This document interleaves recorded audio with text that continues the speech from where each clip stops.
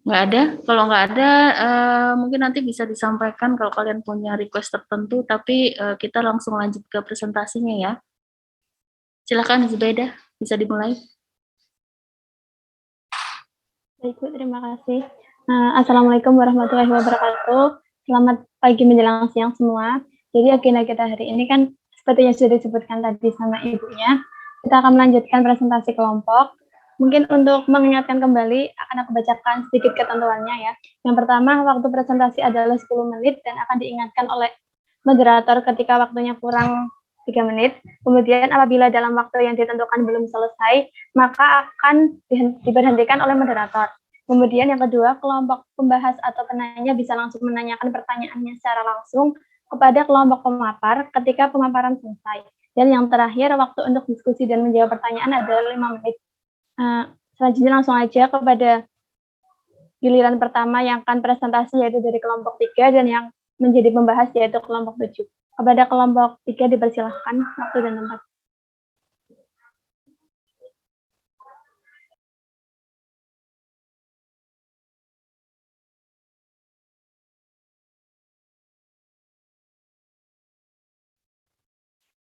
Assalamualaikum warahmatullahi wabarakatuh. Kami dari kelompok 3 akan mempresentasikan hasil diskusi kami. Data yang kami gunakan adalah harga minyak mentah dunia dari bulan Januari 2011 sampai November 2021. Recording in progress. Next.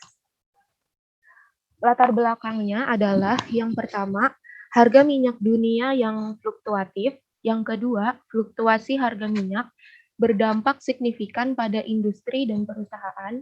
Lalu yang ketiga adalah harga minyak itu cenderung bersifat acak atau heteroskedastis, maka perlu dilakukan statistik volatilitas untuk periode tertentu. Rumusan masalahnya, yang pertama, bagaimana model terbaik return harga minyak dengan model ARIMA? Yang kedua, bagaimana prediksi harga minyak mentah dunia untuk periode selanjutnya?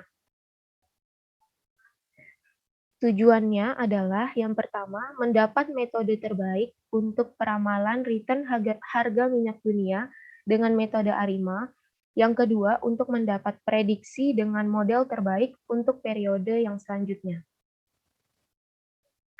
Sumber data yang kami gunakan berasal dari West Texas Intermediate atau WTI pada webinvesting.com dengan data dari bulan Januari 2011 sampai bulan November 2021. Untuk identifikasi kandidat model, yang pertama, melihat tingkat stasioner dengan ADS test, lalu yang kedua, menentukan nilai parameter AR, yang ketiga, diagnostik checking, keempat, pengecekan volatilitas, yang kelima, pemodelan ARCH atau GARCH, yang keenam, forecasting.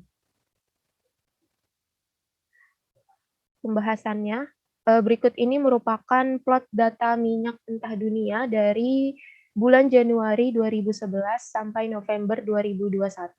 Dapat dilihat kalau dari plotnya masih terdapat adanya tren menunjukkan bahwa data belum stasioner. Lanjut.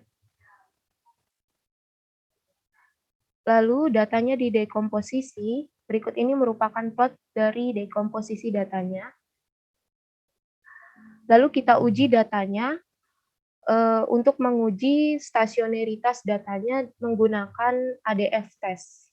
Hipotesis nolnya adalah data tidak stasioner dengan hipotesis alternatif data stasioner, alfanya 5% atau 0,05.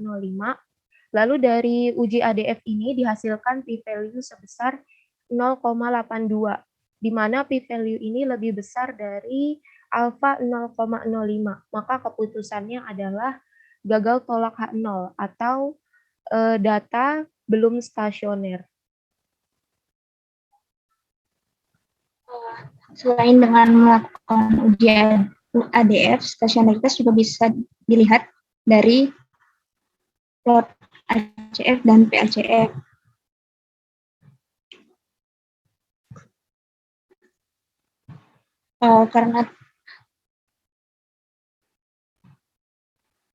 Karena datanya non stasioner, maka dilakukan differencing dengan data yang diferencing dilakukan ADF test sehingga menghasilkan p-value 0,01 dan jika dibandingkan dengan alfa 0,05 maka tolak nol yaitu data diferencing sudah stasioner.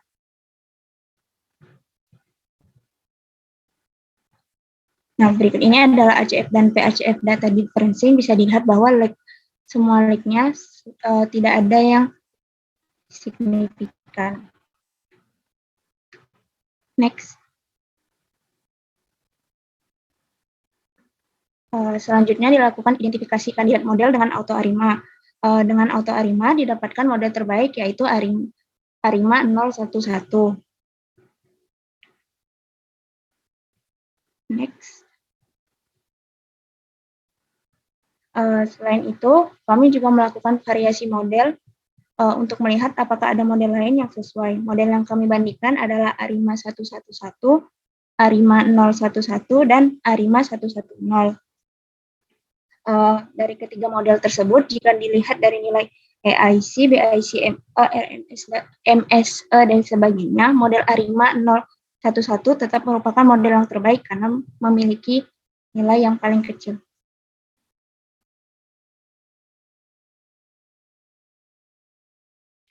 Selanjutnya yaitu pengecekan volatilitas. Pada pengecekan volatilitas didapatkan PQ test dan LM test yang terdapat nilai signifikan pada LM test pada order ke-4 dan 8, maka keputusan selanjutnya akan digunakan model GARCH. Identifikasi parameter GARCH-nya yaitu akan dicek GARCH 2,0, GARCH 1,0, GARCH 0,1, GARCH 1,1, GARCH 2,1, dan GARCH 2,2. Dalam pengecekan ini didapatkan AIC GARCH 2,0 yang paling kecil dan disimpulkan akan diambil parameter model GARCH 2,0. Jika dicek pada model GARCH, hasil error analisis nilai omega signifikan karena kecil dari alfa, namun nilai MA1, MU, dan alfa 1 dan alfa 2 tidak signifikan. Pada uji Jungbox test menggambarkan bahwa tidak ada lagi heteroskedastisitas pada data karena nilai yang didapatkan tidak signifikan atau p-value-nya besar dari alfa.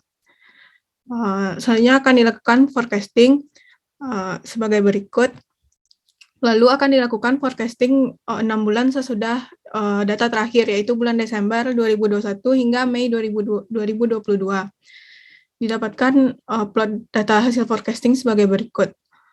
Kesimpulannya yaitu model yang terpilih dalam data ini yaitu model Arima 0,11 dengan GARCH 2,0. Pemodelan dilakukan menggunakan GARCH karena data disimpulkan heteroskedastis. Yang ketiga, data hasil forecast periode 6 bulan ke depan akan konstan. Sekian, terima kasih. Baik, terima kasih kepada kelompok 3 yang sudah melakukan presentasi. Selanjutnya, diberikan waktu 5 menit kepada kelompok 7 untuk melakukan diskusi dan memberikan pertanyaan kepada kelompok 3.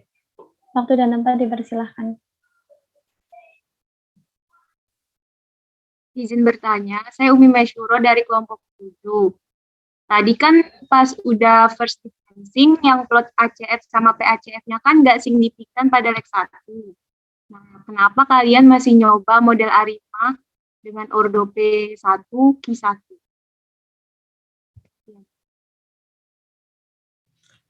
Saya izin menjawab. Pada ACF dan PACF tidak signifikan pada leg 1 karena koefisiennya kurang dari 1. Untuk percobaan model Arima dengan ordo P sama dengan 1 dan Q sama dengan 1 sudah dicoba, namun AIC yang didapatkan lebih besar dan parameternya tidak signifikan. Terima kasih. Saya izin bertanya, saya Zulhan dari kelompok 7, dari setiap parameternya. Karena salah satu syarat model bisa digunakan untuk memprediksi itu parameternya signifikan.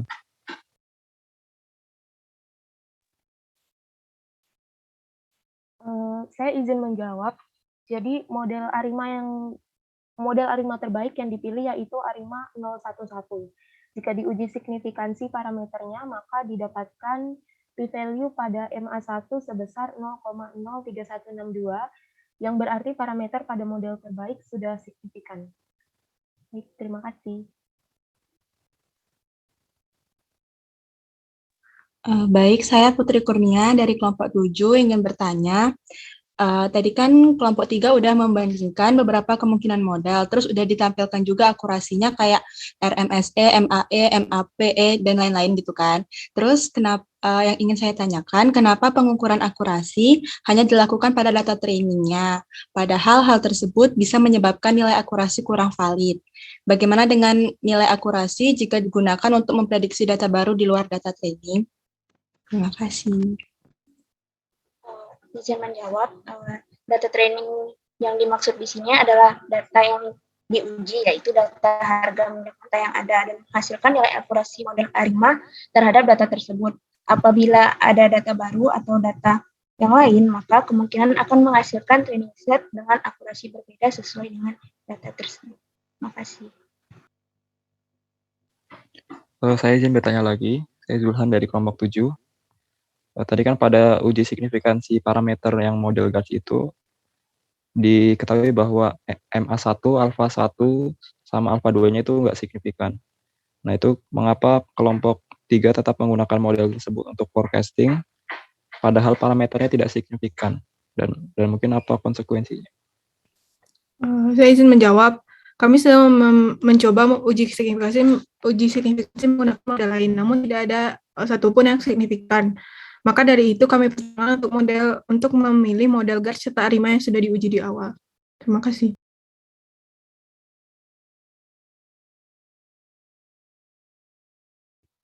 Saya izin bertanya lagi, kan apa pertimbangan kalian memilih model dengan GARS daripada model yang ARIMA biasa? Gimana dengan akurasinya? Saya izin menjawab. Saat kami menguji volatilitas data, diketahui dari hasil uji bahwa data kami itu bersifat heteroskedastisitas, yaitu datanya memiliki keragaman yang tidak konstan di setiap titik waktunya, sehingga variansi atau ragam dari error itu akan berubah setiap waktu.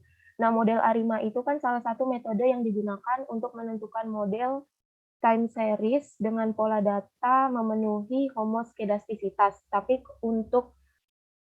tetapi metode tersebut itu nggak dapat memberikan model yang sesuai untuk perilaku data yang punya kondisi heteroskedastisitas, sehingga diperlukan suatu metode khusus.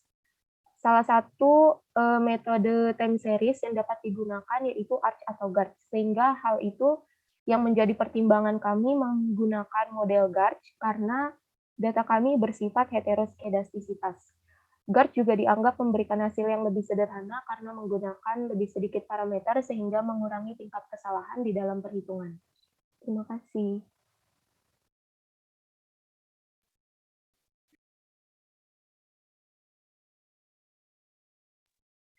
Baik, karena sudah 5 menit diskusinya, mungkin bisa dicukupkan saja. Terima kasih kepada kelompok 3 dan kelompok 7 yang sudah melakukan diskusi. Selanjutnya, ke urutan kedua ada kelompok 9 sebagai presenter dan kelompok 12 sebagai pembahas. Kepada kelompok 9 dipersilahkan. Waktu dimulai dari sekarang sampai pukul 10.57. Izin Jasmine. Sebelumnya, Assalamualaikum warahmatullahi wabarakatuh. Perkenalkan, kami dari kelompok 9 akan mempresentasikan hasil diskusi kami yang berjudul Ramalan rata-rata harga beras di tingkat perdagangan besar atau grosir Indonesia.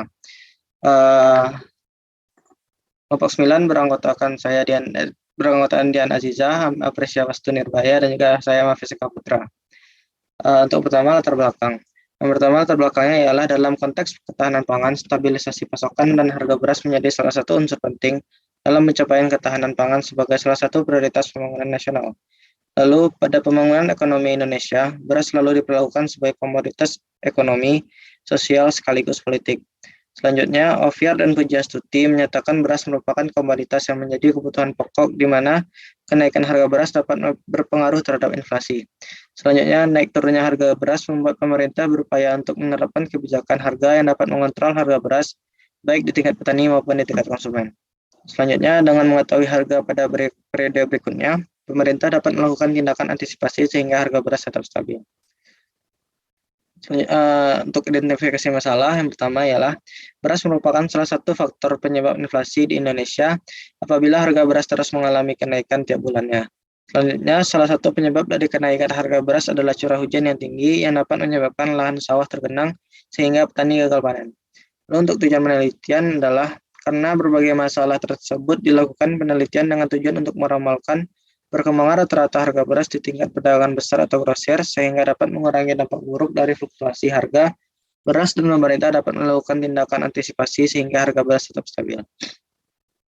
Untuk metodologinya, data yang digunakan berupa data time series harga beras bulanan dari Januari 2010 hingga November 2021 di Indonesia. Sumber data berasal dari Badan Pusat Statistik. Data dianalisis menggunakan model GARS untuk memprediksi harga beras di masa yang akan datang. Hasilan pembahasan. Yang pertama yaitu eksplorasi data.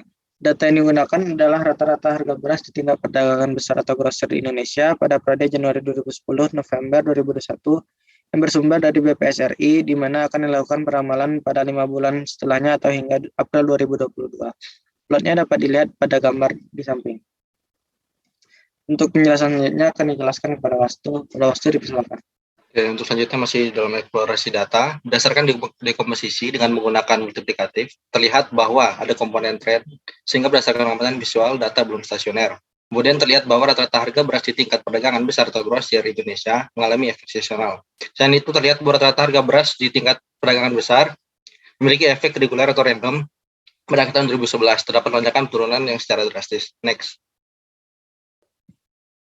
Selanjutnya untuk pengecekan stasionaritas. Pengolahan diawali dengan proses data dengan pengecekan stasionaritas data. Saat dilakukan pengecekan awal, data belum memenuhi asumsi stasionaritas di mana value-nya 0,9413 atau lebih dari 0,5. Kemudian dilakukan differencing, periode 1 didapatkan hasil p-value-nya 0,01 sehingga dapat disimpulkan data sudah stasioner. Selanjutnya adalah pemodelan ARIMA. Next. Selanjutnya pada analisis ACF dan PACF, berdasarkan kolektogram di samping, pada gambar tersebut, batang ACF keluar pada leg ke-1. Jadinya order MA-nya itu Q sama dengan 1, terus lanjut pada PACF, pada leg kedua, yang menunjukkan order AR yaitu P sama dengan 2. Dengan sebelumnya dilakukan diferensiasi order 1, D sama dengan 1, diperoleh model ARIMA 211. Untuk memastikan, kita melakukan pengecekan auto ARIMA. Next. Setelah dengan dengan ACF dan PACF, tadi kan sudah dihasilkan model ARIMA yang terbaik itu 211. Model tersebut sudah sesuai dengan model ARIMA yang didapat pada visualisasi grafik ACF dan PCF. Tapi dalam model kita harus mencari model yang paling sederhana sesuai dengan prinsip parsimoni. Sehingga kita mencoba kemungkinan model lainnya dengan menggunakan nilai AIC, AICC, BIC sebagai perbandingan antar model. Yang dapat didapatkan model terbaik adalah ARIMA 210. Bisa dilihat AIC, AICC-nya yang paling sederhana atau paling kecil. Next. Selanjutnya uji diagnostik. Model yang digunakan untuk beramalan harus memenuhi asumsi residual white noise menggunakan uji Limbox dan asumsi residual distribusi normal menggunakan uji Sapir-Whorf. Model ARIMA 210 telah memenuhi asumsi residual white noise karena p-value-nya sini 0,5615 atau lebih dari 0,05. Next. Pada pengecekan volatilitas, kita melakukan pengecekan dengan PECI test dan LM test, serta penglihatan visual dan plot yang dihasilkan. Untuk ARIMA 210, berdasarkan uji PECI dan LM, terlihat menghasilkan hasil yang interklusif, di mana pada leg tertentu residual menunjukkan heteroskedastis. Namun pada leg lainnya, data residual sudah homoskedastis. Namun pada plot residual kuadrat, terlihat pada titik tertentu ada yang nilainya jauh berbeda dari nilai kebanyakan data yang berkumpul. Oleh karena itu, dapat disimpulkan bahwa ada efek heteroskedastis pada residual, sehingga diperlukan pemilihan GARS. Selanjutnya kepada Dian, dipersilakan. Oke, selanjutnya karena sebelumnya adanya efek heteroskedastisitas, maka dilakukan pemodelan ArcGARS. Dengan menggunakan ordo model ARIMA terbaik, dilakukan pemodelan ArcGARS. Estimasi ordo GARS menggunakan perbandingan nilai AIC dengan melakukan perulangan beberapa kombinasi ordo untuk mendapatkan nilai AIC dari setiap kombinasinya. Didapatkan bahwa ordo GARS 11 memiliki nilai AIC terkecil. Akan tetapi, jika dilihat dari nilai LM Arch Test, ordo 12 memiliki nilai yang lebih besar, namun memiliki selisih AIC yang tidak terlalu besar dengan GARS 11, sehingga kami memberikan keputusan untuk menggunakan model GARS 12. Next. Kemudian dilakukan uji signifikansi. Berdasarkan uji signifikansi didapat bahwa model ARIMA 210-12 terdapat beberapa parameter yang tidak signifikan pada tingkat signifikansi 0,05, sehingga model ini tidak dapat dipakai untuk model forecasting. Selanjutnya, karena model GARD 12 tidak signifikan, maka dipilih alternatif model, yaitu model GARD 11. Berdasarkan uji signifikansinya, didapat bahwa model ARIMA 210 GARD 11 merupakan model yang signifikan pada tingkat signifikansi 0,05. Lalu, uji LMR test menegaskan bahwa residu tidak lagi memiliki heteroskedastisitas. Next. Selanjutnya untuk peramalan data 5 bulan selanjutnya, di bawah ini merupakan grafik prediction with confidence intervalnya. Kemudian untuk 5 periode berikutnya itu dari Desember 2021 sampai 2022 terdapat pada tabel yang di bawah kiri. Next. Berikut merupakan grafik peramalan rata-rata harga beras di tingkat perdagangan besar atau grosir di Indonesia. Terlihat bahwa mulai dari Desember 2021 sampai April 2022 cenderung stabil. Next. Kesimpulan dari penelitian kami yaitu pemodelan menggunakan data rata-rata harga beras menggunakan ARIMA dan GARDS. Data hasil forecast, kemudian model terpilihnya adalah ARIMA 210 dengan GARDS 11. Data hasil forecast dengan GARDS menunjukkan bahwa rata-rata harga beras akan mengalami kenaikan yang cenderung melandai pada 5 bulan ke depan. Terima kasih, saya kembalikan kepada moderator. Baik, terima kasih kepada kelompok 9 yang sudah melakukan pemaparan hasil tugas time series-nya. Selanjutnya, dipersilahkan kepada kelompok 12 untuk mengajukan pertanyaan dan melakukan diskusi dengan kelompok 9. Waktu dan tempat dipersilahkan.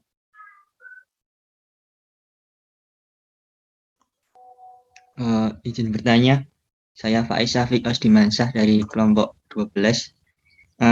Kenapa memilih data 10 tahun terakhir dan mengapa hanya meramalkan 5 bulan ke depan? Kenapa tidak 1 tahun ke depan pada tahun 2022? Izin menjawab. Sebelumnya izin sharing terlebih dahulu. Kami menggunakan data 10 tahun terakhir karena data yang tersedia dari BPS mulai dari data tahun 2010. Lalu untuk mengapa kami menggunakan 5 bulan ke depan atau hingga April 2022, karena mulai dari pertama kali kami menggunakan data 12 bulan ke depan, tetapi ketika dari bulan ke-5 hingga bulan ke-12 data cenderung tidak memiliki perubahan atau stabil di angka 12.077. Jadi kami merasa untuk 5 bulan untuk lebih dari 5 bulan tidak relevan lagi. Sekian, terima kasih.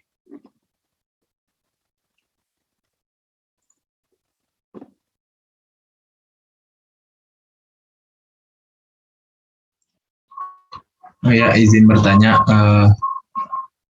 kenapa pada saat model GARD 12 tidak signifikan? Nah, alternatif itu, kenapa pada saat model GARD 12 signifikan gitu?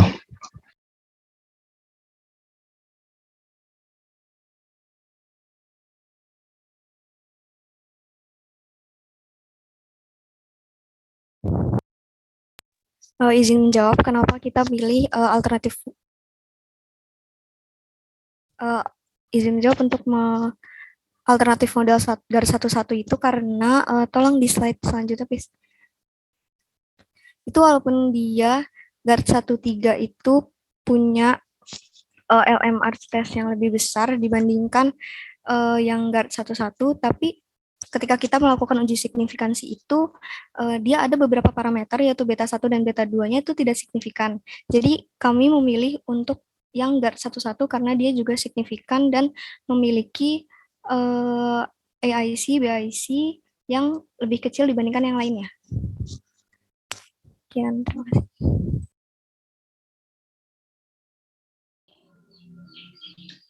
Izin bertanya, yang di bagian slide pemodelan ArcGARDS terdapat 2 tabel. Tabel pertama kan didasarkan pada orto dari ARIMA.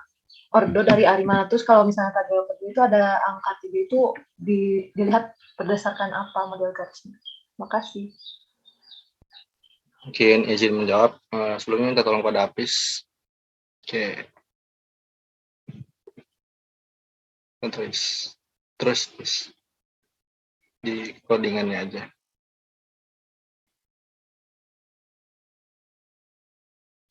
Halaman 25, Gus. Oke, jadi pada tabel-tabel tadi itu yang ada di PPT di main slide kan, kita kan sebelumnya itu kita memasukkan model Arima atau armanya. Dari codingan gas ini kita masukkan Arima 2,0 untuk mencari model gas terbaik.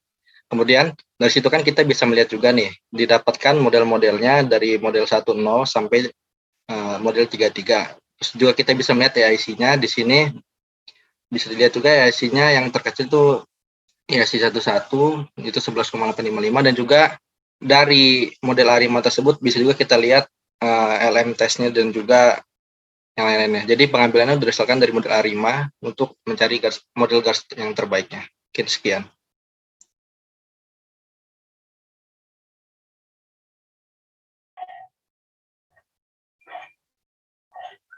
Kepada kelompok 12, apakah ada yang ingin ditanyakan lagi? Waktu masih tersisa 1 menit.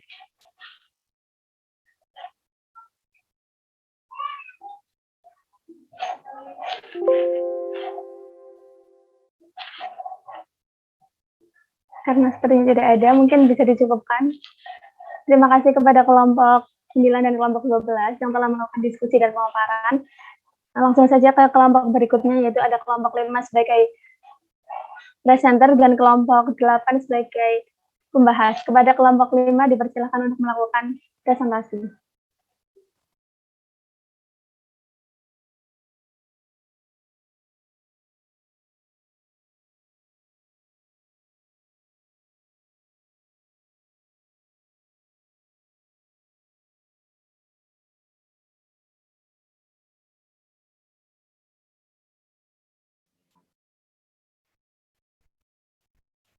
Tapi bisa minta tolong di full screen.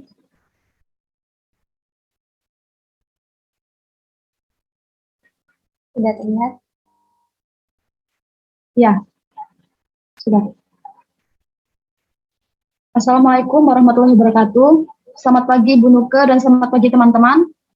Izinkan kami untuk menjelaskan mini research kami tentang peramalan nilai ekspor non-migas Indonesia dengan anggota kelompok Subaidah Pangestika, Ratih Rodliah, dan saya sendiri Amareta Busana. Next.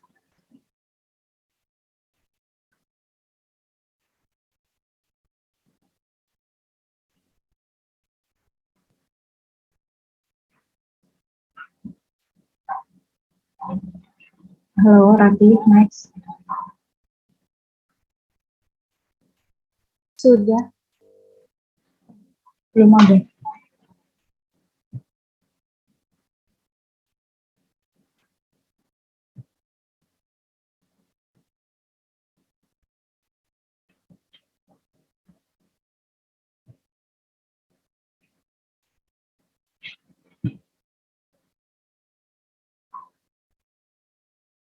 Oke, kita langsung masuk ke latar belakang. Tingkat keberhasilan suatu negara dapat dilihat dari pertumbuhan ekonomi. Indonesia adalah negara yang terkenal dengan sumber daya alam yang sangat melimpah, sehingga memiliki peran yang sangat penting dalam bidang ekspor. Menurut Simpar tahun 2010 menyatakan bahwa ekspor memberikan kenaikan penerimaan dalam pendapatan suatu negara. Kenaikan penerimaan pendapatan suatu negara akan mengakibatkan terjadinya kenaikan tingkat PDB. Dengan kata lain, ekspor akan menyebabkan pertumbuhan ekonomi. Kenapa kita pilih non-migas? Alasannya di sini. Kondisi ekspor Indonesia tercatat masih didominasi oleh produk non-migas. Pada bulan Oktober 2021, ekspor non-migas berhasil mencatat rekor tertinggi sepanjang sejarah, yaitu berada di 21 miliar US dollar. Next. Identifikasi masalah. Nilai ekspor non-migas ini dalam 1 tahun terakhir terlihat mengalami naik turun atau tidak stabil. Padahal kondisi ekonomi Indonesia sebagian besar itu bergantung pada kondisi ekspor, terlebih ekspor non-migasnya.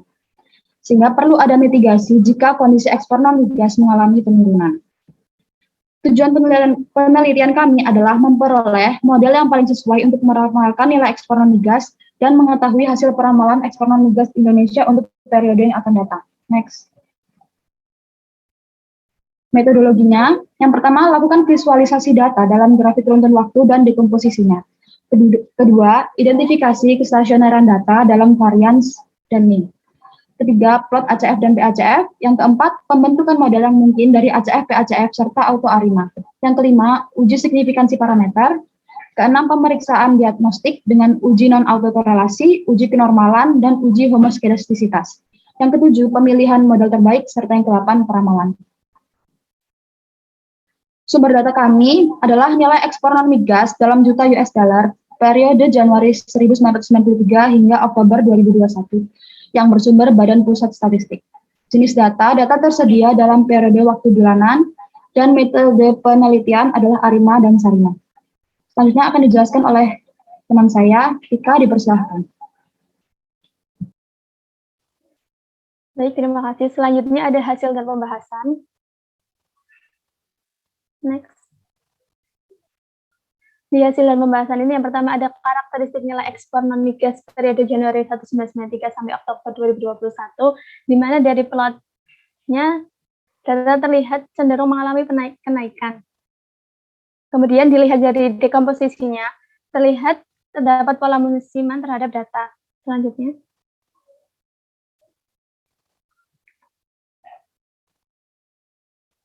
Nah, selanjutnya ada stasionaritas data derat waktu. Yang pertama terhadap varians. Untuk melihat kestasioneran data dalam varians menggunakan box, di mana apabila nilai lambda tidak sama dengan 1, dapat dikatakan data telah stasioner dalam varians.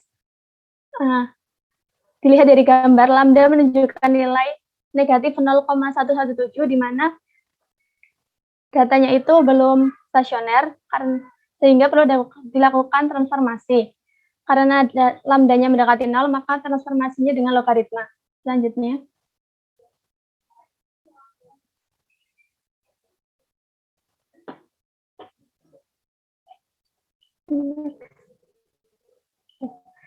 Ada stasionaritas dalam rata-rata.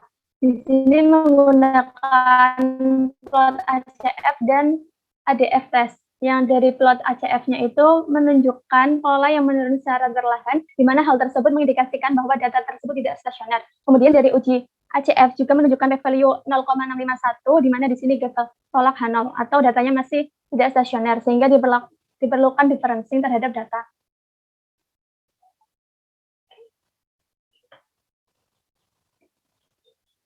Selanjutnya.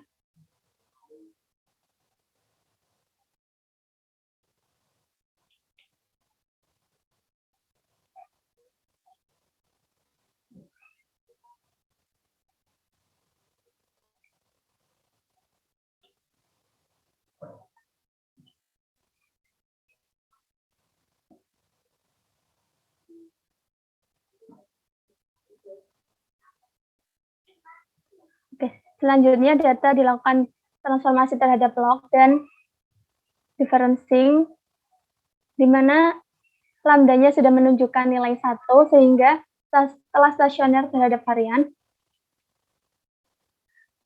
Kemudian dari uji ADF-nya juga memperoleh nilai p-value kurang dari 0,05, sehingga data telah stasioner secara rata-rata.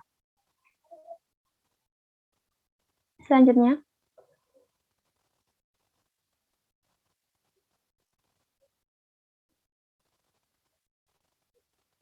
Dari plot datanya juga telah menunjukkan jika data sudah tidak menunjukkan tren dan bisa dikatakan stasioner. Next.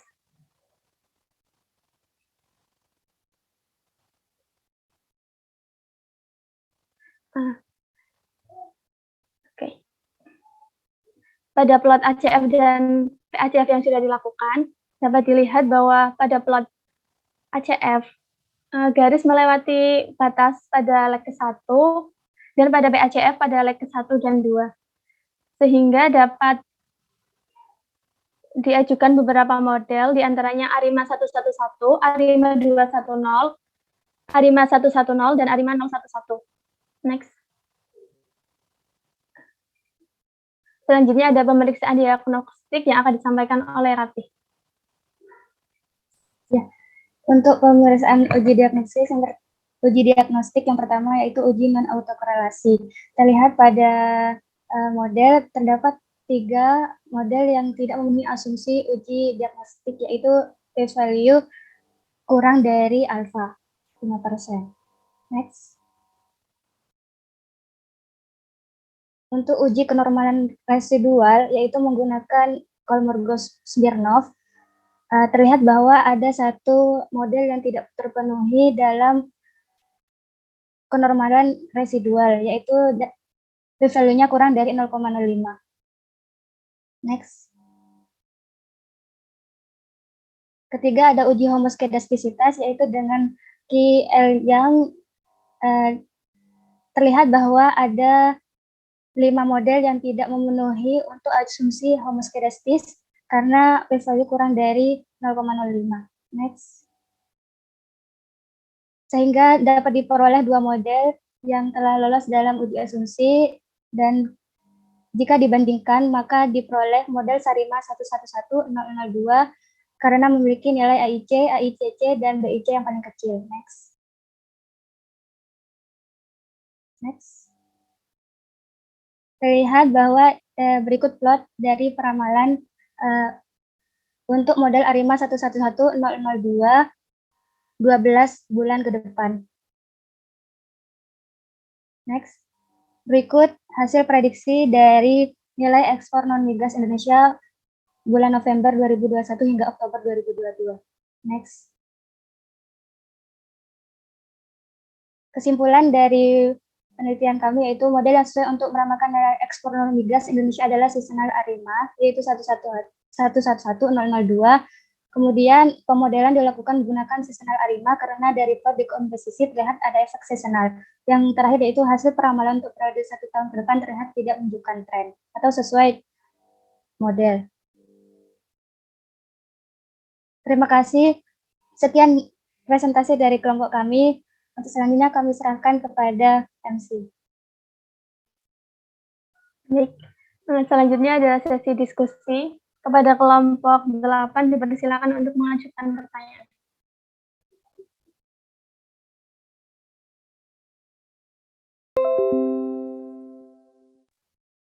Izin bertanya. Saya perkenalkan, nama saya Sita dari kelompok 8. Saya ingin bertanya. Kan tadi di metode penelitian itu ada ARIMA dan SARIMA. Dan di dekomposisi tadi ada efek musiman di data. Namun kenapa, apakah ada pertimbangan gitu? Kenapa kok mempertimbangkan model ARIMA juga? Terima kasih.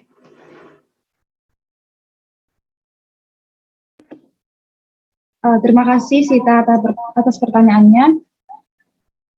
Sebentar ya.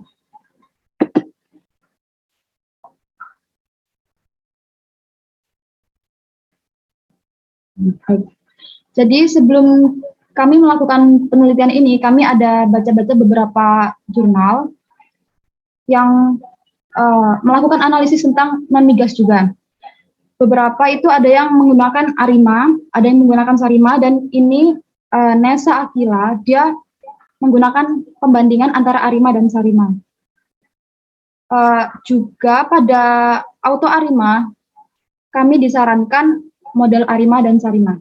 Jadi alasannya itu kenapa kita juga mempertimbangkan ARIMA. Terima kasih.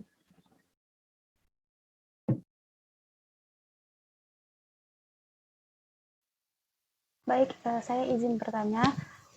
Saya Vidya dari kelompok 8.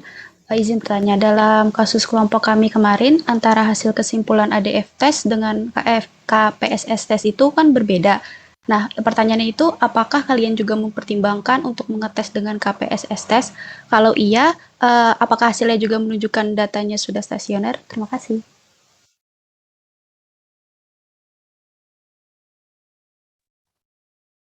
Baik, terima kasih untuk pertanyaannya. Mungkin bisa ditunjukkan untuk uji KPSS-nya.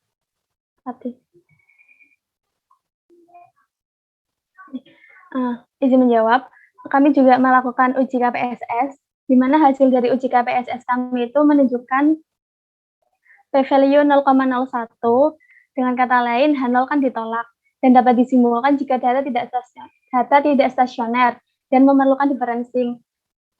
Jadi dari hasil ADF maupun KPSS yang kami lakukan itu sama-sama menghasilkan hasil yang tidak stasioner. Dan setelah kami lakukan differencing kepada data, kedua uji juga sama-sama menghasilkan hasil yang sama, di mana datanya sudah stasioner. Mungkin itu saja yang bisa disampaikan.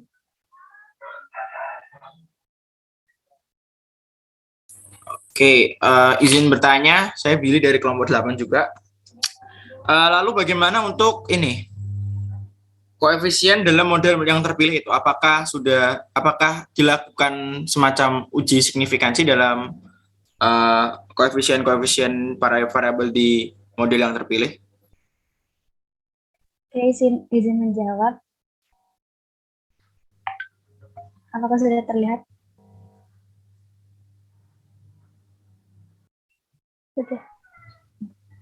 Di sini kami dalam menentukan model terbaik berdasarkan auto ARIMA dan model yang kami ajukan melalui PACM dan ACF, kami telah melakukan uji signifikansi parameter, yaitu terlihat bahwa model-model kandidat model yang kami pilih menunjukkan signifikansi terhadap parameter-parameter yang ada. Jadi kami telah melakukan uji signifikansi sebelumnya, sehingga model yang dipilih sudah dipastikan telah lulus uji signifikansi. Terima kasih. Sorry, itu AIC apa ya yang tabel kedua itu? Kok model maaf ini salah penulisan. Oh, harusnya signifikansi juga. Ya. Baik.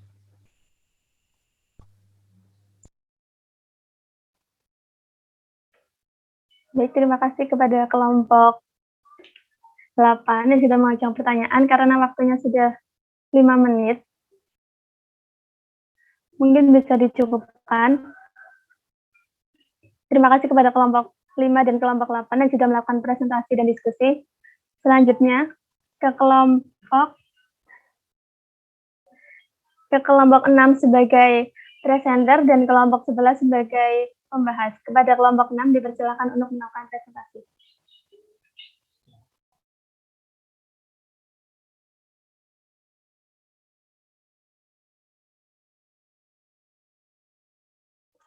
Oke, Assalamualaikum warahmatullahi wabarakatuh.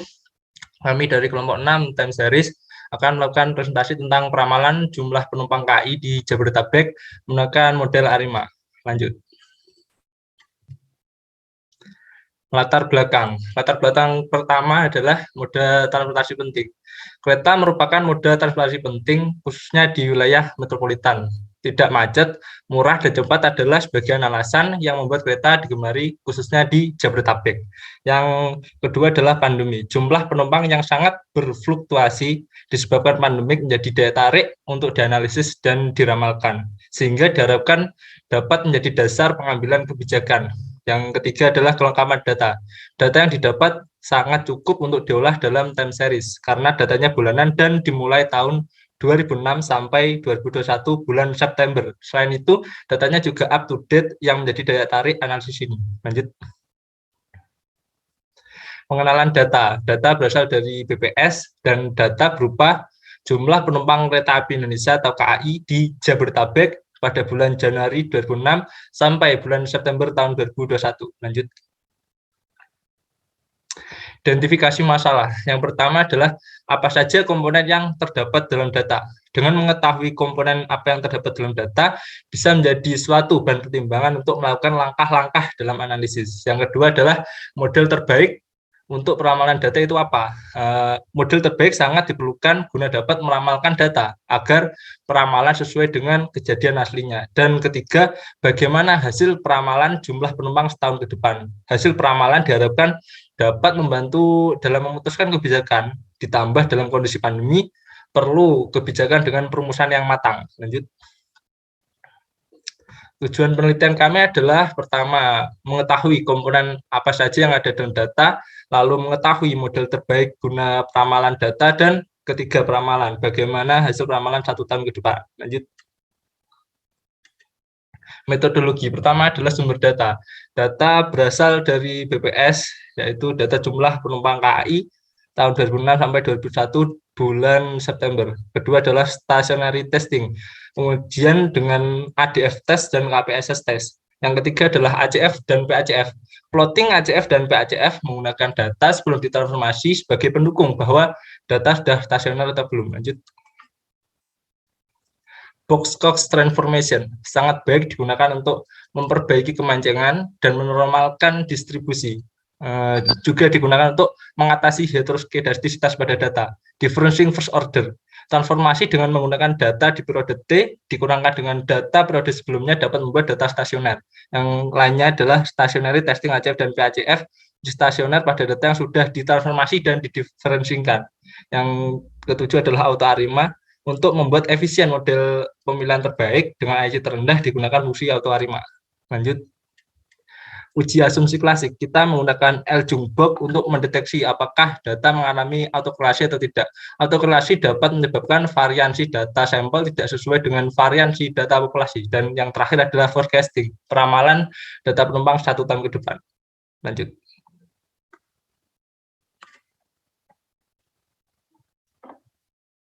Baik, selanjutnya hasil dan pembahasan. Berikut plot dari data jumlah penumpang KAI dari tahun 2006 sampai 2021. Di sini bisa dilihat bahwa pada tahun 2006 sampai 2013 ini masih cenderung stabil, kenaikannya tidak terlalu drastis, tapi setelah 2013 terjadi tren naik yang cukup signifikan.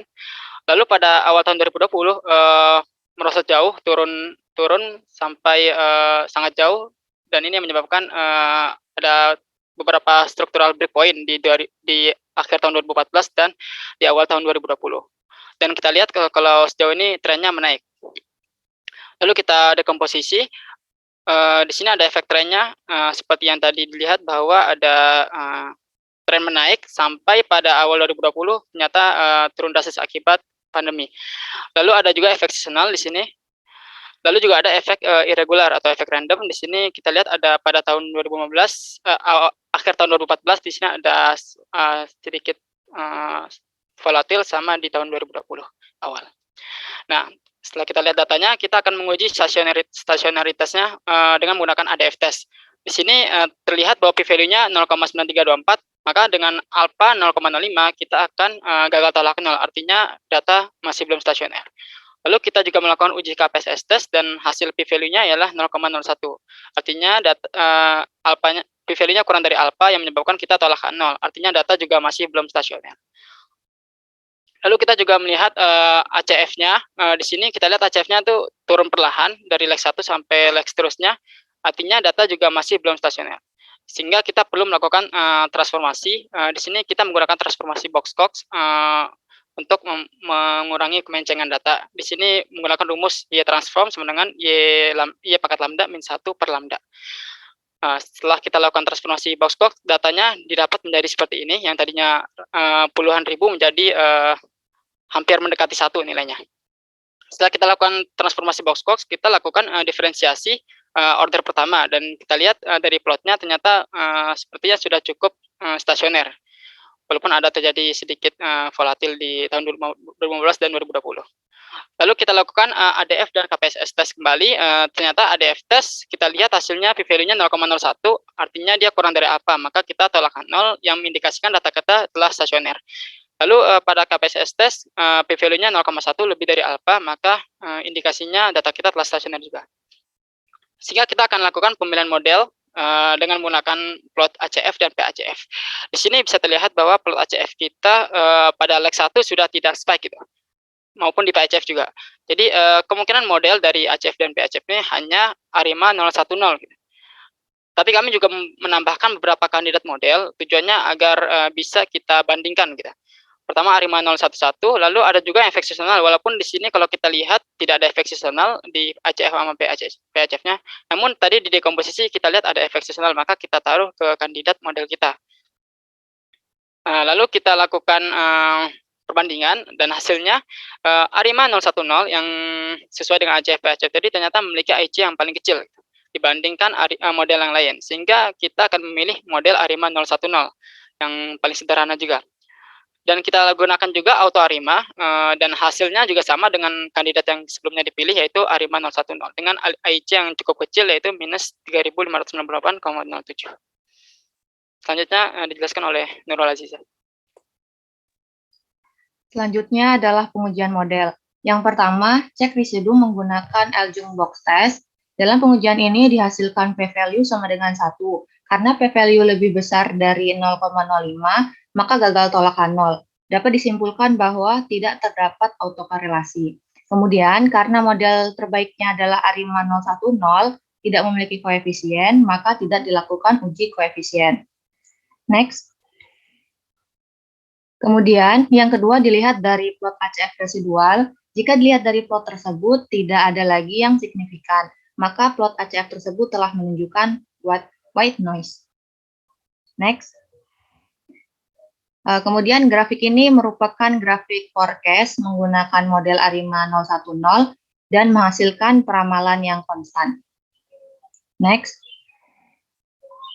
Ini adalah tabel dari hasil peramalan jumlah penumpang KAI setahun ke depan setelah dilakukan untransformasi dan didapatkan jumlah penumpang sebanyak 8.693 orang. Next. Dan ini merupakan grafik dari jumlah penumpang setelah dilakukan untransformasi. Next. Yang terakhir, kesimpulan.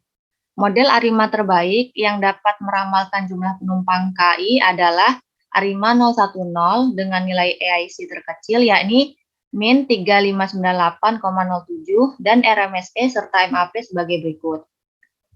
Peramalan jumlah penumpang KAI tahun 2021 dengan menggunakan model ARIMA 010 menghasilkan grafik yang konstan dengan jumlah penumpang sebanyak 8.693 orang untuk rentang waktu 1 tahun. Karena hasil forecasting menunjukkan jumlah penumpang yang konstan, bisa jadi disebabkan karena aturan ketat akibat PPKM yang menyebabkan penumpang KAI tetap konstan. Sehingga untuk antisipasi hal ini, sebaiknya pemerintah bisa melegakan aturan mengenai aturan moda transportasi KAI dengan tetap menerapkan prokes kesehatan. Sekian, terima kasih. Kemudian saya kembalikan ke moderator. Baik, terima kasih kepada kelompok 6 yang sudah melakukan presentasinya dengan baik. Selanjutnya, kepada kelompok 11 dipersilakan untuk mengajukan pertanyaan dan berdiskusi dengan kelompok 6.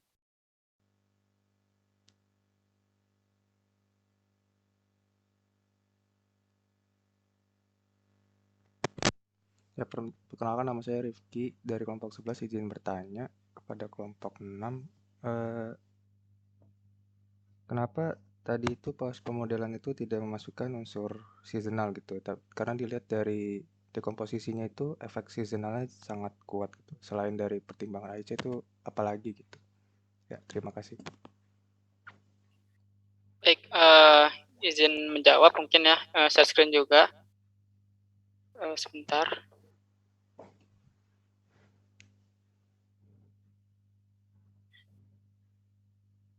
Ya, mungkin kenapa kami tidak milih seasonal tapi di dekomposisinya ada efek seasonal gitu. Sebenarnya alasan satu-satunya itu karena AIC-nya paling kecil sih itu ya. Dan yang kedua, kalau kita lihat ACF-nya emang kalau kita lihat nih udah nggak ada efek seasonal gitu. Misalkan di leg 12-nya atau leg 24-nya atau leg 36 itu tidak ada efek seasonalnya. Di PCF juga demikian. Artinya model seasonal itu sebenarnya tidak perlu dimasukkan ke kandidat. Cuman kita ingin masukkan ini tujuannya karena tadi kami mempertimbangkan ada dekomposisi. Pas di dekomposisi itu ada efek seasonal, makanya kita coba masukkan. Tapi ternyata pas dicek di AIC tetap bahwa ARIMA 010 ini memiliki AIC yang paling kecil gitu. Sehingga kami tetap memilih yang model yang paling sederhana dan juga AIC-nya paling kecil. Mungkin demikian.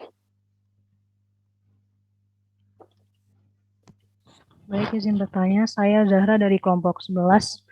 Saya ingin bertanya kenapa data yang kalian pilih itu data dari periode Januari 2006 sampai September 2021.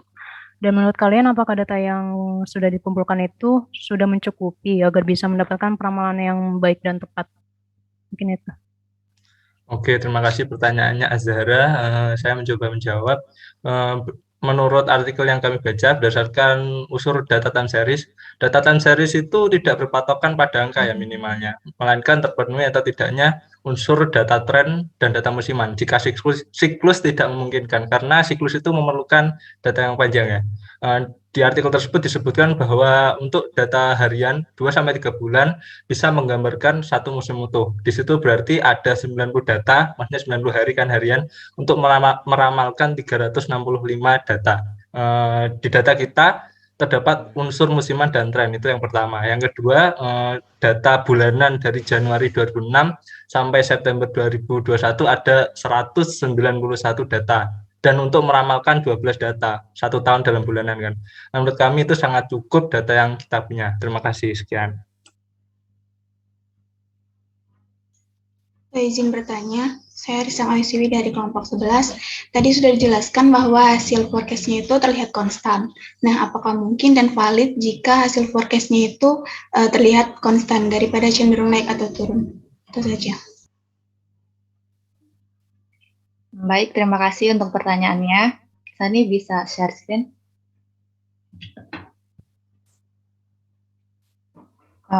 Untuk jawabannya adalah mungkin dan valid, karena hasil konstan tersebut didapatkan dari model terbaik dari beberapa kandidat model yang telah ditentukan.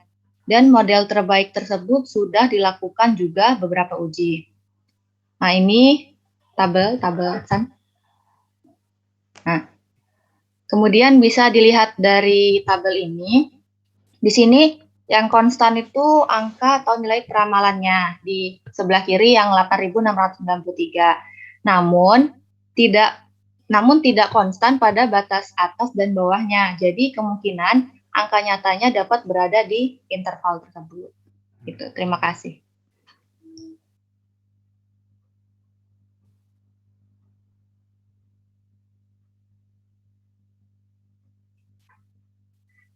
Apakah ada yang ingin ditanyakan lagi? Waktu masih tersisa 1 menit.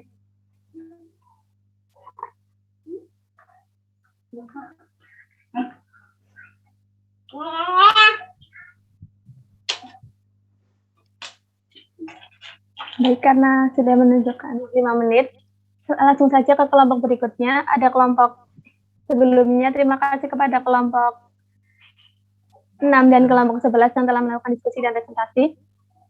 Selanjutnya kepada kelompok 4 sebagai presenter dan kelompok 2 sebagai pemapar, waktu dan tempat dipersilahkan. Baik, terima kasih moderator. Assalamualaikum warahmatullahi wabarakatuh. Pada pagi hari ini kami akan mempresentasikan tentang pembangunan model forecasting untuk harga emas. Sebelumnya kami akan memperkenalkan diri, nama saya Toilah Zakira Hamdani, lalu ditemani dengan kedua teman saya, Nazala Kintara dan Wildiani Sapinasti. Next. Oke, apa sih yang melatar belakangi kita mengangkat tema ini? Yang pertama, emas itu memang menjadi salah satu komoditas investasi jangka panjang yang bisa dikatakan aman, sehingga bisa menjadi jaminan aset bagi para investor yang bisa dicairkan sewaktu-waktu. Namun, seperti yang kita ketahui bersama, harga emas di dunia itu sangat dipengaruhi oleh keadaan sosial ekonomi global, yang mengakibatkan perubahan harga emas ini sangatlah fluktuatif, terkadang bisa naik drastis, terkadang juga bisa anjlok. Untuk mengetahui perkiraan harga emas di masa yang akan datang, para pelaku bisnis ini perlu melakukan peramalan harga emas untuk menentukan tindakan apa yang harus mereka lakukan ke depannya. Peramalan itu merupakan proses pendugaan secara sistematik tentang sesuatu di masa yang akan datang berdasarkan informasi di masa lalu dan masa sekarang. Salah satu metode yang sering digunakan dalam proses peramalan adalah metode ARIMA, karena memiliki fleksibilitas dalam menganalisis berbagai data runtun waktu, dengan nilai peramalan yang cukup akurat. Namun, dalam penggunaan model ARIMA ini, beberapa asumsi seperti sisaan menyebar normal, saling bebas, dan ragam sisaan yang homogen tidak bisa terpenuhi, sehingga tidak cocok digunakan pada data harga emas yang fluktuatif. Untuk itu, dibutuhkan model yang bisa mengakomodasi ketidakhomogenan ragam sisaan ini, yaitu model ARTS-GARTS yang dapat memperhitungkan volatilitas data yang tinggi. Nah, masalah apa sih yang akan kita angkat di sini? Yang pertama adalah gimana sih model terbaik untuk meramalkan data harga emas pada tanggal 8 dan 15 Oktober 2021. Lalu yang kedua, gimana sih hasil peramalan data harga emas tersebut untuk tanggal yang telah disebutkan. Next.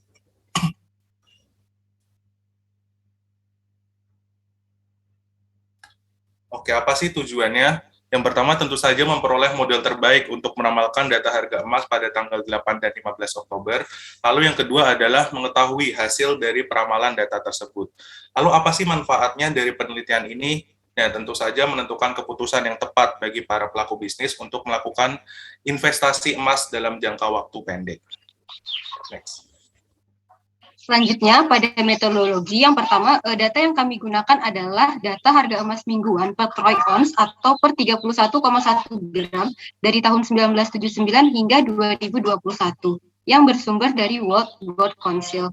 Untuk metodenya, kami menggunakan uji stasioner, kemudian pemodelan ARIMA, menguji heteroskedastisnya, dan juga pemodelan gas. Next.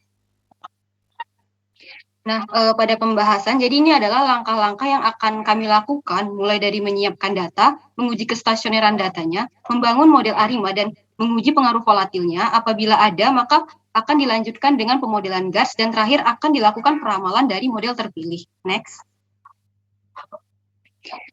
Yang pertama, menyiapkan data. Jadi data yang dimiliki itu perlu dirubah terlebih dahulu menjadi objek time series, kemudian diplotkan untuk melihat bagaimana gambaran datanya.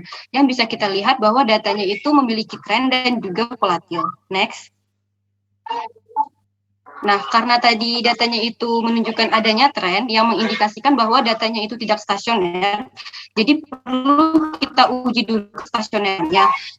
Dan setelah kita cek dengan ADF test, diperoleh bahwa p-value-nya itu sebesar 0,9665, lebih besar dari 0,05, yang artinya datanya itu memang tidak stasioner, sehingga dilakukan differencing 1 kali.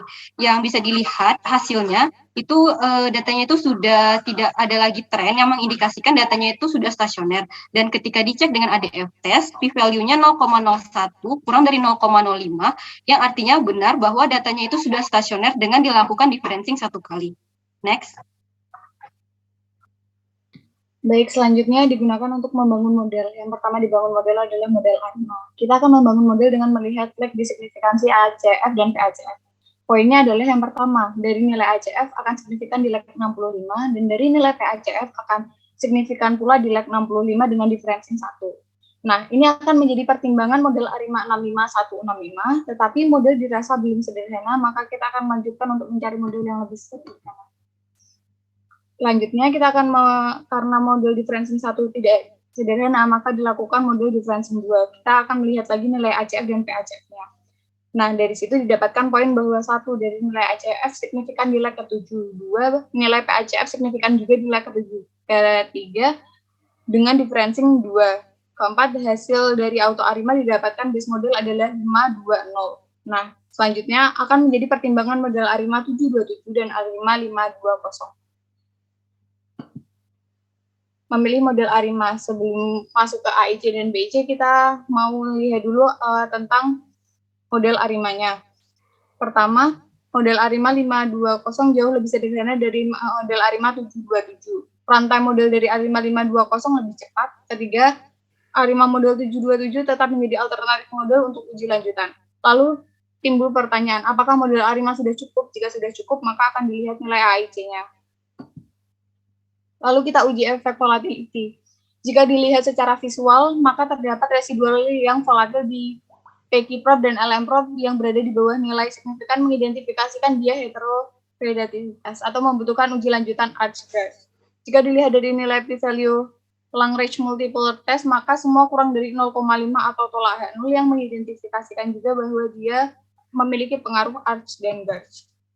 Lalu di situ kita memilih model Arch dan Garch dengan pertimbangan AIC, BIC, LM test, dan keputusannya.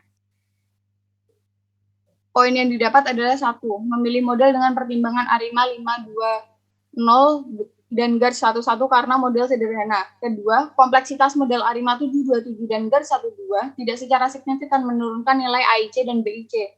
Dan mempertimbangkan runtime ARIMA 520 dan GARCH 1,1 yang lebih cepat.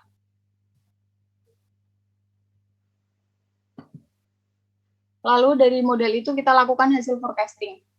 Jika dari hasil forecasting itu nilainya adalah negatif 33906,87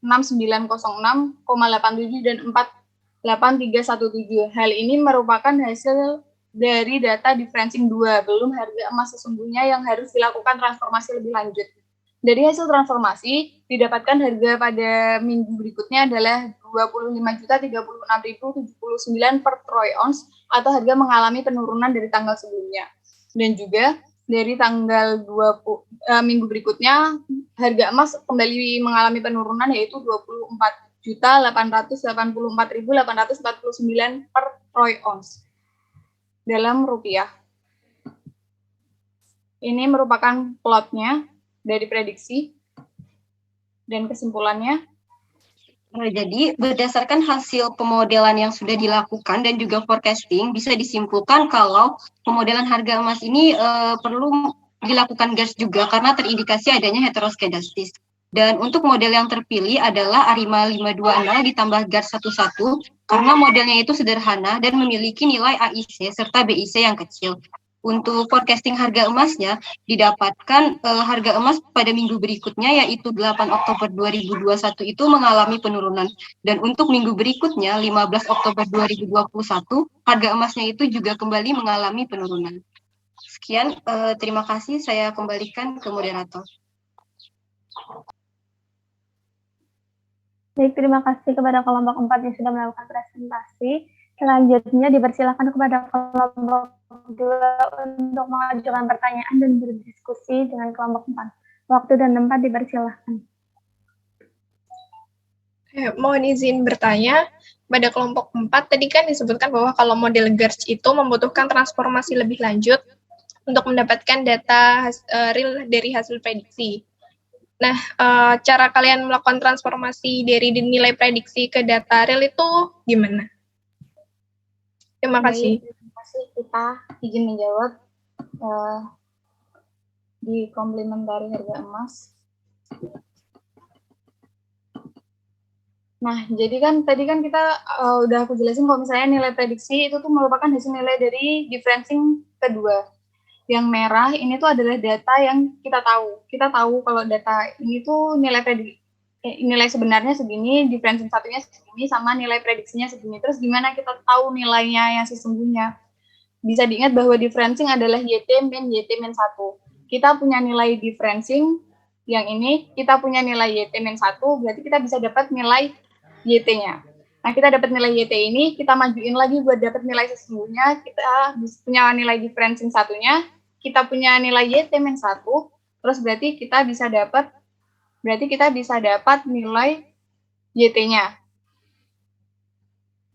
Apakah terjawab kita? Ya, terima kasih, Tara. Iya, sama-sama.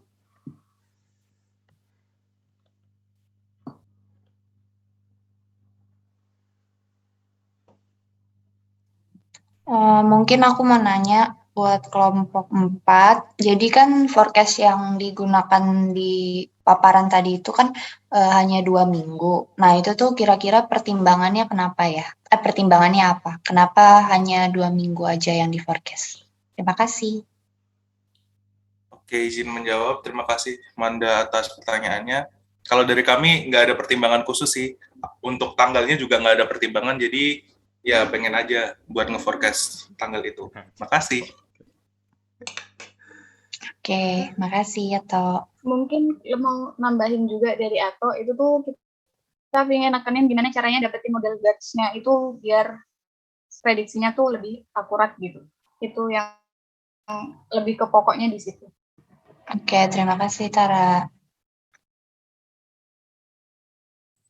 Saya mau tanya, kan dilakukan itu forecast di bulan Oktober 2021 pada 2 minggu, cuma 2 minggu aja itu kan.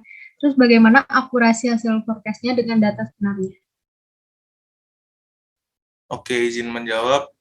Buat Tinda, izin share screen ya, bentar. Udah kelihatan belum? Ini buat data yang kelompok tadi, presentasi kelompok kami ini di sini hasil prediksinya itu sekitar di angka 250 sekian-sekian. Terus untuk yang hasil data aslinya yang benar-benar data realnya itu 25, 220. Jadi so-so lah, selisih sekitar 100-200-an. Terus yang kedua, yang di tanggal 15 ini juga di hasil prediksinya itu 248 sekian. Terus untuk yang data aslinya itu 249 sekian-sekian. Jadi masih dekat gitu. Sekian. Makasih. Makasih, Ato. Izin bertanya. ingin bertanya ke kelompok yang presentasi, apakah dalam pemilihan model sudah mempertimbangkan nilai MSE, RMSE, atau yang lainnya? Jika iya, boleh tunjukkan dan bagaimana hasilnya. Makasih. Baik, saya izin menjawab, mungkin saya screen terlebih dahulu. Ya, jadi sebenarnya kami juga sudah sempat untuk mencoba mempertimbangkan nilai terutama RMSE dan MAPE-nya. Jadi di sini kami mencoba untuk menghitung akurasi modelnya dan didapatkan nilai-nilai tersebut untuk setiap model-model yang menjadi kandidat kami. Nah, berdasarkan beberapa jurnal yang kami baca, itu beberapa penelitian memang menggunakan beberapa ukuran-ukuran yang berbeda-beda gitu dalam menentukan mana sih model GARS yang terbaik gitu. Tetapi pada umumnya mereka menggunakan RMSE dan MAPS sehingga kami melihat itu dan bisa terlihat dari model yang kami pilih yaitu ARMA 520 dan GARS 11 itu memang memiliki RMSE yang paling kecil dan juga nilai MAPE yang terkecil. Sehingga itulah yang menjadi yang menambah alasan kami gitu dalam memilih model GARS 520 model ARMA 520 ditambah GARS 11. Sekian, terima kasih. Izin menambahkan juga, jadi gimana kita caranya dapetin nilai prediksi itu, jadi kita tuh di Wilda boleh share lagi.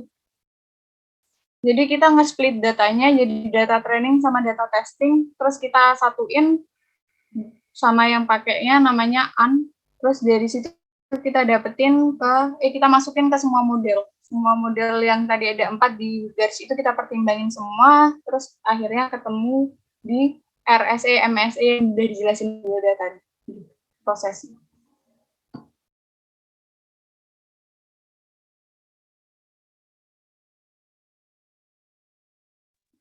Jadi karena sudah 5 menit, mungkin bisa dicukupkan saja. Terima kasih kepada kelompok 4 dan kelompok 2. Selanjutnya ke kelompok terakhir, ada kelompok 1 sebagai presenter dan kelompok 10 sebagai pembahas. Kepadanya waktu dan tempat dipersilakan.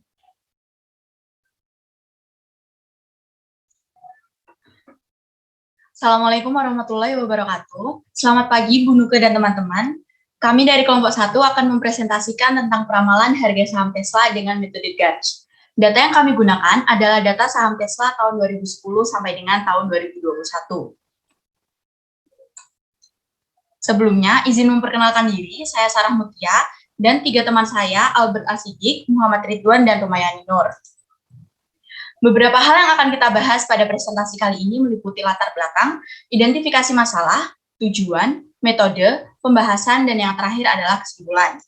Baik, yang pertama adalah latar belakang.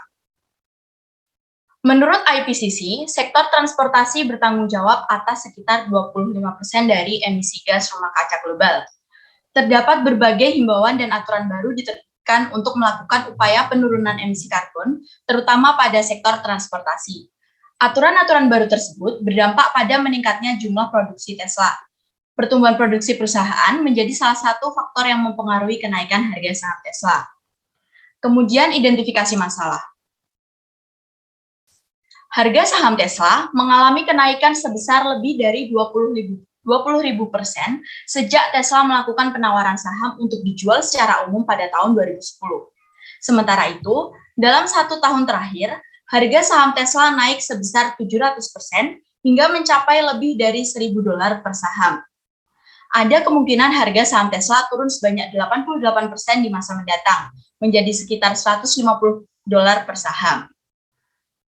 Kemudian, tujuan yang akan dicapai, ada 2 tujuan. Tujuan yang pertama yaitu untuk meramalkan harga saham Tesla untuk 14 periode, dan tujuan kedua yaitu untuk mengetahui prospek investasi saham Tesla di masa mendatang. Kemudian metodenya. Seperti yang sudah saya sebutkan di awal, kami menggunakan data harga saham Tesla pada periode tahun 2010 sampai dengan tahun 2021. Data ini bersumber dari WSJ Markets. Kemudian metode yang kami gunakan adalah metode model GARS. Kenapa kami memilih model GARS? Model GARS digunakan karena adanya volatilitas pada data saham Tesla. Kemudian selanjutnya akan dijelaskan oleh teman saya Maya.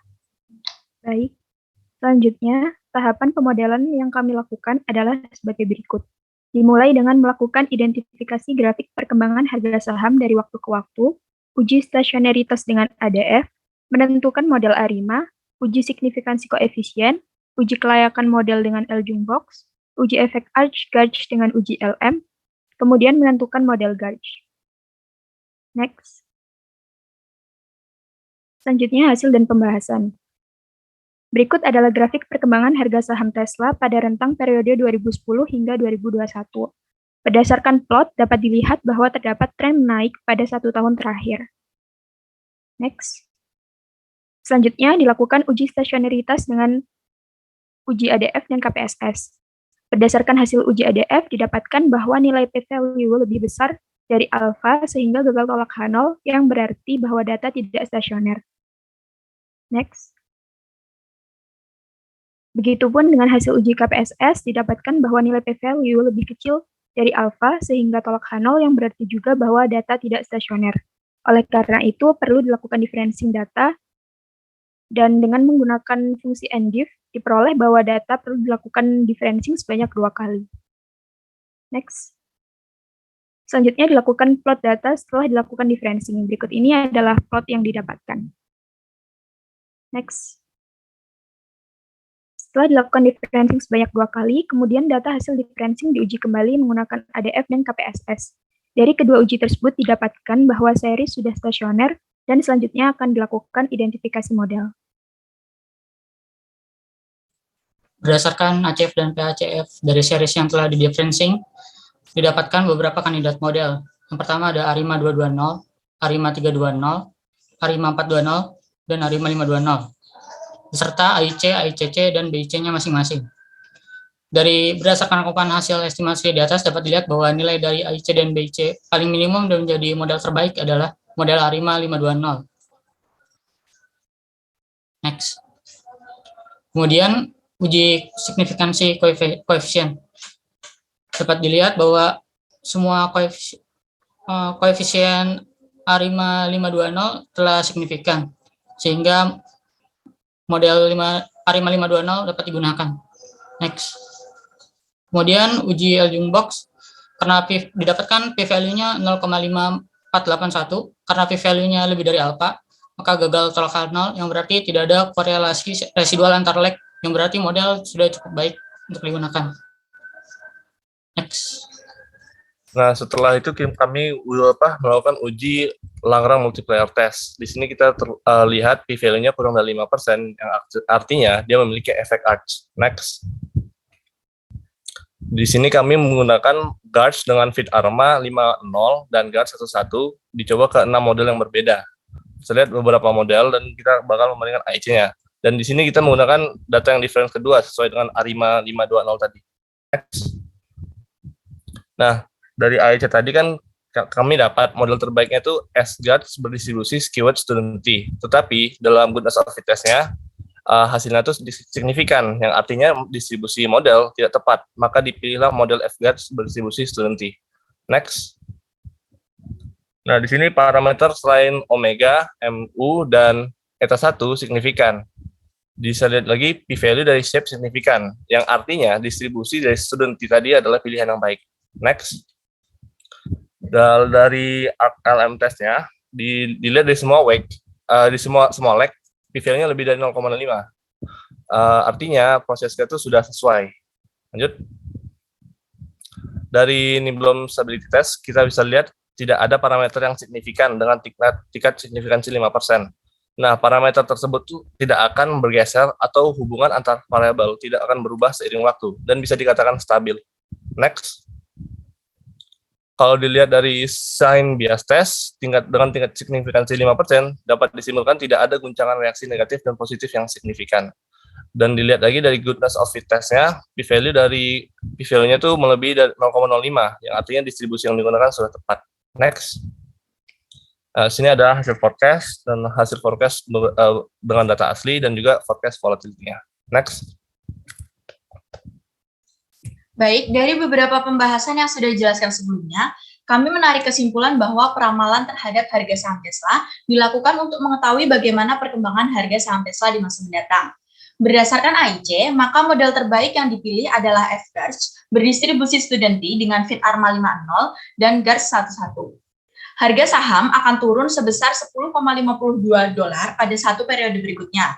Dan volatility model akan cenderung menurun pada periode selanjutnya, yang artinya kesempatan mendapatkan keuntungan juga menurun.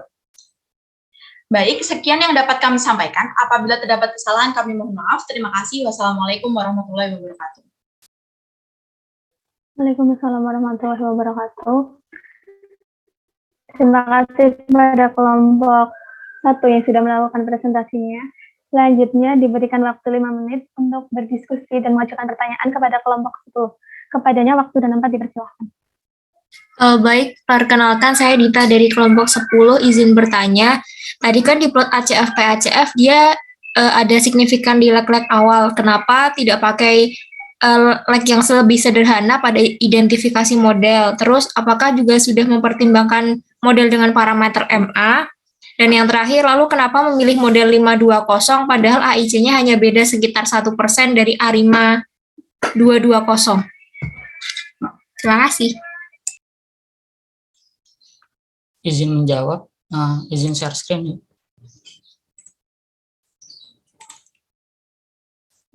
Seperti yang bisa kita lihat, tadi kenapa nggak pakai leg-leg awal? Sebenarnya udah dipakai kalau untuk parameter AR-nya dari 2, 3, 4, 5. Terus kenapa nggak pakai parameter MA? Alasannya karena kami ini berdasarkan hasil auto ARIMA. Seperti yang bisa kita lihat kalau misalnya ada parameter MA-nya, misalnya diambil contoh ARIMA 221 dan ARIMA 321, itu terdapat root-nya ini ada di unit circle ini. Sedangkan pada auto ARIMA itu, kalau ada root dekat unit circle ini, modelnya bakalan ditolak meskipun modelnya memiliki ICC yang lebih kecil. Kenapa modelnya ditolak? Karena karena root yang dekat unit circle ini kemungkinan numerically unstable, jadinya kurang baik untuk dilakukan forecasting. Sehingga jadi di auto ARIMA-nya nanti hasilnya jadi INF untuk mencegah modelnya diambil. Jadi karena kami berdasarkan auto ARIMA, jadi kami memutuskan untuk mengambil ARIMA 520 dan nggak pakai parameter MA-nya. Terus kenapa ARIMA 520? Padahal nggak terlalu beda jauh ICC-nya. Ini karena kami juga memperhatikan akurasinya. Jadi ada trade-off antara kesederhanaan model sama akurasinya.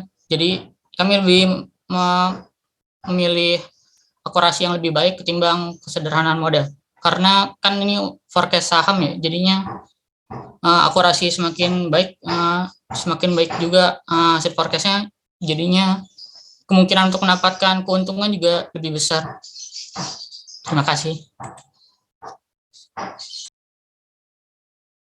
Nah, untuk yang kedua tuh saya coba share screen ya. Nah, sebenarnya kami sudah uji dengan parameter guards yang lain, tetapi kami itu ujinya setelah memilih model yang guards. Nah, kami itu nggak tunjukin di PPT main slide aja, kami masukin di complementary. Karena hasilnya tetap nggak berubah. Di sini kalau kita lihat dari AIC-nya, dia tuh tetap 611 ini, parameter guards dengan 1,1 hasilnya yang terbaik.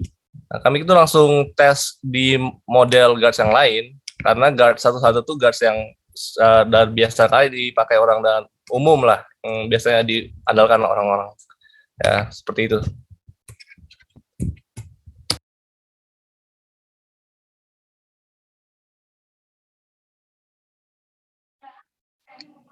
Oke, mungkin pertanyaan selanjutnya, izin moderator. Apakah kelompok kalian memperhatikan evaluasi model untuk setiap kandidat model dalam memilih model terbaik? Jika iya, bisa ditampilkan. Jika tidak, mengapa? Yang itu jawabannya yang tadi saya sudah screen. Terima kasih.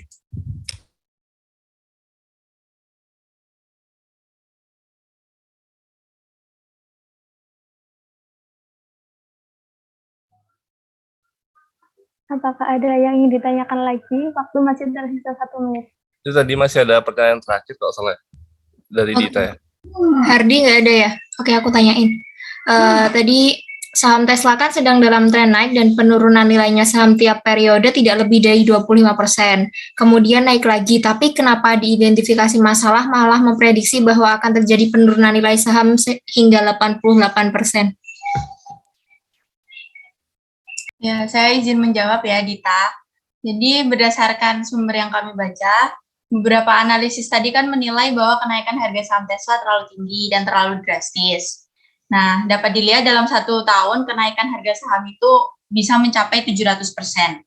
Nah, berdasarkan sumber yang kami baca juga, pada awal November, salah satu analis David Trainer itu menyatakan bahwa harga saham Tesla bisa turun sebanyak 88%, jadi sekitar $150 per sahamnya. Terima kasih, Dita. Baik, karena sudah 5 menit, mungkin dicukupkan saja untuk kelompok 1 dan kelompok 10. Terima kasih untuk diskusi dan presentasinya. Alhamdulillah, semua kelompok sudah melakukan presentasi dan diskusi. Langsung saja, saya selaku moderator mengucapkan terima kasih dan mohon maaf apabila ada kesalahan yang saya lakukan, baik dari tingkah laku maupun perbuatan saya. Mungkin bisa langsung saya tutup dan diambil alih kembali oleh Ibu Nuka. Sekian, wassalamualaikum warahmatullahi wabarakatuh. Waalaikumsalam warahmatullahi wabarakatuh. Terima kasih Zubaidah untuk bantuannya menjadi moderator di sesi presentasi tugas ya. Jadi itu ada sedikit feedback yang bisa aku berikan untuk dilengkapi di dalam slide. Ada beberapa hal yang mungkin bisa dijadikan catatan secara garis besar bahwa tadi dalam penyampaiannya sih, kalau yang tentang konten sih sudah oke ya, mostly sudah oke, teman-teman sudah melakukan yang aku harapkan untuk dilakukan, ada proses-proses mulai dari penampilan datanya, kemudian proses pemilihan model, dan hasil forecast. Hanya saja yang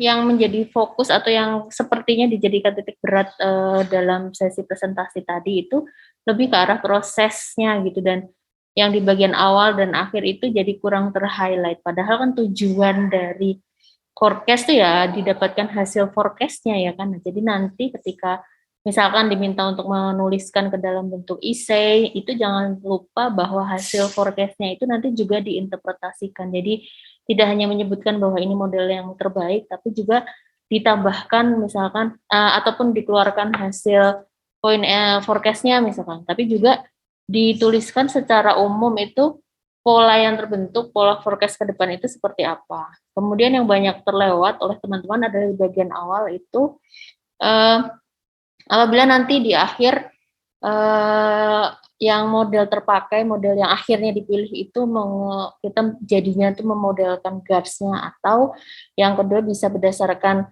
data-data yang biasanya itu sudah terkenal memiliki volatility tinggi, maka hal itu juga harus di-highlight di bagian awal. Jadi jangan hanya sekedar menampilkan grafiknya saja, tetapi di situ juga ditunjukkan bahwa misalkan ada periode-periode tertentu gitu ya, dan di situ terlihat sekali volatility-nya dan sebagainya, itu bisa ditunjukkan di situ. Jadi diberi narasi atau diberikan tambahan penjelasan. Jadi tidak hanya ke area pemilihan model. Step-stepnya sih sudah disebutkan ya, sudah teman-teman pelajari, dipraktekkan bersama-sama, jadi udah oke.